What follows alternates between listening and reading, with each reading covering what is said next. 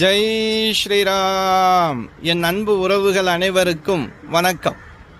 25/3/2026 புதன்கிழமை சுப முகூர்த்த நாளும் அஷ்டமியும் இருக்கு.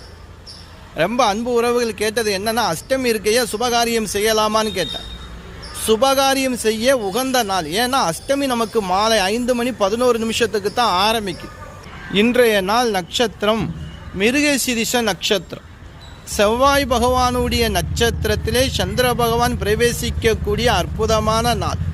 இன்றைய நாள் நேத்திரம் ஜீவன். நேத்திரம் பொறுத்த வரைக்கும் ஒரு கண் பார்வை. ஜீவனை பொறுத்த வரைக்கும் இன்று நாள் முழுவதும் அறவாழ்க்கை. இன்று நாள் சந்திராஷ்டமம் பார்த்தோம் அப்படின்னா, விருச்சிக ராசியில் பிறந்த அன்பு உறவுகளுக்கு சந்திராஷ்டமம் இருக்கு. சந்திராஷ்டம பரிகார தானம் செவ்வாழை பழம் அல்லது துவரை பருப்பு. அன்பு உறவுகளை இன்று நாள் வழிபாடு அப்படின்னு பார்த்தோம் அப்படின்னா, அஷ்டமி இருக்குது. மாலை நேர வழிபாடு ரொம்ப சிறப்பு.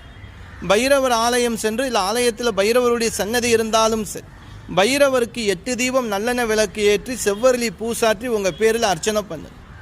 கண்டிப்பாக மனசில் இருக்கக்கூடிய கஷ்டங்களும் பாரங்களும் குறையும்.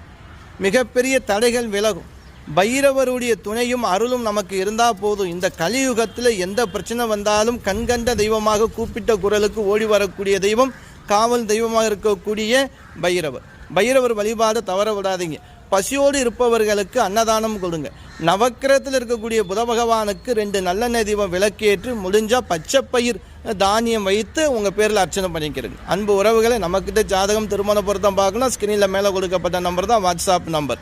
அன்பு உறவுகளே, இன்று நாள் எல்லோருக்கும் நல்ல நாளாக அமையட்டும். நம்ம சேனலை ஃபாலோ பண்ண மறக்காதீங்க.